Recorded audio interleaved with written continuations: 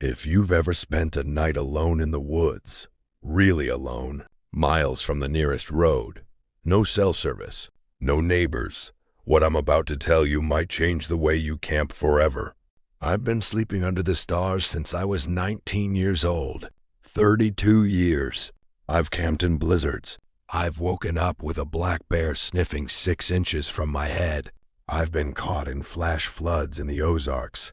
But nothing in 3 decades of camping in the woods prepared me for what was outside our tent that September in western Montana. I still can't explain what watched us from the darkness. Before I get into this, drop a comment below. Have you ever had something strange happen while camping? Because after you hear this, I think you're going to want to share your own story. And if you're new here, subscribe. I share true horror stories and real horror experiences every single week. Now, let me take you back to September of 2019. My name's Dale. I'm 57 now. I grew up in central Ohio, but I've been living in Missoula, Montana for the better part of 20 years. My wife Karen thinks I have a camping problem. She's probably right. Every September, right after Labor Day when the tourists clear out, I take one long trip, usually 4-5 days, just me and whoever's crazy enough to come with me. That year it was my buddy Ray. Ray's a few years older than me. Retired firefighter, not easily rattled. The man has walked into burning buildings for a living. I want you to keep that in mind, because what happened out there rattled Ray to his core, and he has never, in all the years I've known him, agreed to go back. We drove up into the Lolo National Forest on a Friday afternoon. The plan was simple. Hike about 6 miles in, set up base camp near a creek I'd fished twice before, stay 4 nights, and come back out Tuesday morning. The weather was perfect at first. That crisp, clean mountain air that smells like pine resin and cold water. The aspens were just starting to turn gold. It was the kind of day that makes you feel like everything in the world is exactly right. We made camp before dark, got the fire going. Ray fried up some trout he caught from the creek while I set up the tents. We sat out there past 10 o'clock, just talking and watching the fire burn down to coals. The way you do when you've got nowhere to be. The forest at night in Montana is quiet. I mean genuinely quiet. Not the fake quiet of a suburb. Out there, silence has a texture to it. Wait. You hear your own heartbeat if you sit still long enough. That first night, nothing happened. Nothing at all. But when I woke up Saturday morning, there was something on the edge of camp that I couldn't quite explain. About 40 yards from our tents, near the tree line, the grass was flattened in a rough oval, maybe 5 feet across, like something had sat there, or stood there, for a long time. I didn't say anything to Ray right away. Probably a deer, I thought. Maybe an elk bedded down nearby in the night. But there were no tracks. The ground was soft enough from a light rain the night before. There should have been tracks. Ray noticed it about an hour later when he walked over to fill his water bottle. He stood there staring at it for a long moment. "Ha," he said. That was it. Just, huh. We hiked out that morning, went about 3 miles north along the ridge, and spent a good 6 hours just being out there the way you're supposed to be. By the time we got back to camp Saturday evening, I'd almost forgotten about the flattened grass. Almost. That night, Saturday night, the forest changed. I don't know how else to describe it. It didn't sound different at first. But sometime around 11 o'clock, sitting by the fire, I became aware that the normal background noise of the woods had stopped. No crickets, no wind moving through the upper branches, nothing. Ray felt it too, because he looked up from his coffee and said quietly, "You hear that?" And I said, "Yeah, nothing." We sat there listening to the silence for a good 2 minutes. Then, from somewhere deep in the tree line to the north, maybe 200 yards out, came a sound I have never been able to categorize. It wasn't a howl. It wasn't a scream. It was almost like a whistle, but it curved, it rose and then bent sideways somehow, in a way that didn't sound like any animal I know. And I know Montana wildlife. Mountain lions, wolves, moose, fisher cats. This wasn't any of those.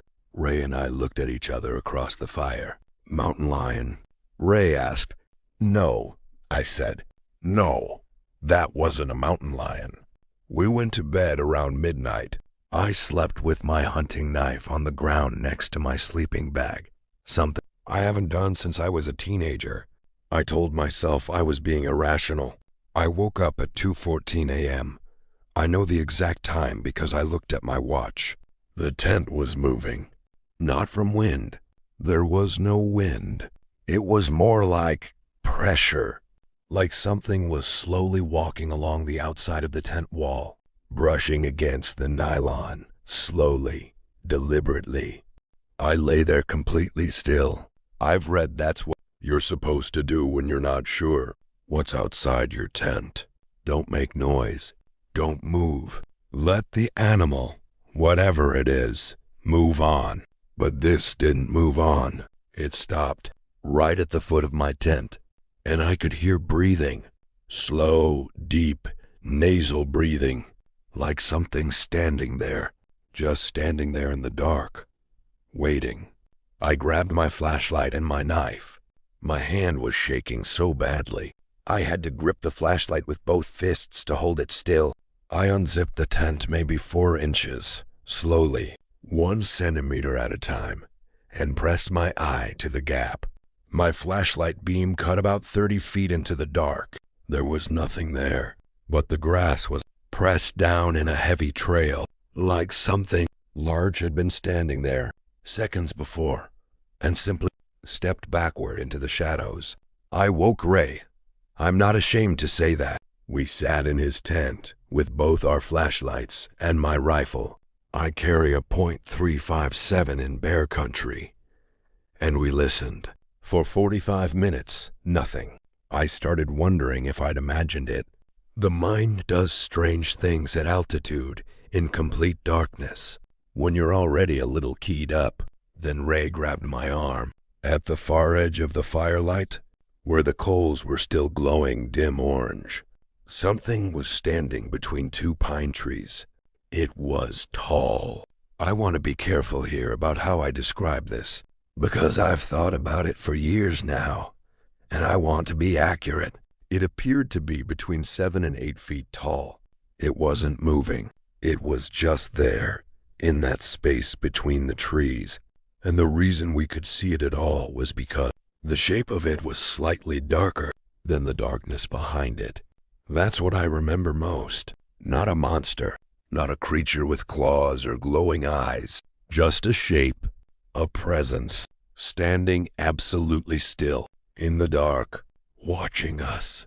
Ray whispered, and his voice had something in it I'd never heard from him before. Dale, we need to get out of the tent. I knew what he meant. We couldn't be trapped in the tent. If it came through the fabric, we'd have no room to move. We unzipped as quietly as 2 terrified men in their 50s possibly can. I had the rifle. Ray had an axe handle. We stood up, and when my flashlight found the space between those 2 trees again, it was gone. But from behind us, from the southern tree line, came that same bent whistle sound. Close now, maybe 60 feet, and then underneath it, a sound I have described to exactly 3 people in my life, and have never found the words to make anyone truly understand. It sounded like something repeating the whistle back to itself, as if it were 2 different sounds, from 2 different directions, answering each other. There was more than one. We left. We left everything. Tents, cooking gear, Ray's fishing pole, my good camp chair. We each grabbed our packs with the critical gear and we hiked out in the dark, in the middle of the night, 6 miles back to the trailhead by headlamp. Neither of us spoke for the first 2 miles. When we finally got back to my truck and locked the doors, Ray sat there for a long moment. Then he said the only thing either of us said about it that night. I've never experienced anything like that before, and I don't want to again. I've done a lot of research since then. I've talked to a wildlife biologist in Missoula. I've posted in camping forums. I've read through every documented animal behavior file for that region of the Lolo Forest I could find. Nobody has given me an answer that fully satisfies me. Some people say Bigfoot, and I'll be honest with you, I've always been skeptical of that. But I also know what I saw between those trees. I know the size of it. I know it was aware of us in a way that didn't feel like typical animal curiosity. A ranger I spoke to casually, not an official conversation, told me there had been 2 other incidents reported in that drainage the same month. Campers who cut their trips short, who heard sounds they couldn't identify. He didn't offer an explanation. He just said some parts of that forest don't get a lot of visitors.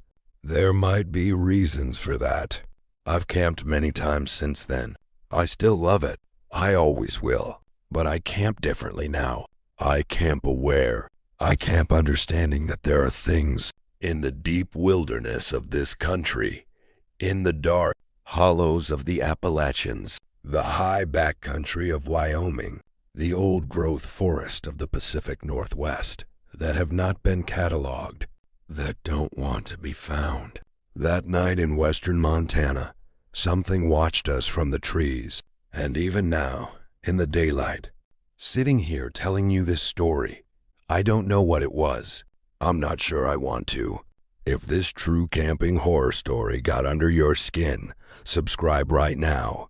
I share disturbing true stories and real horror experiences every week.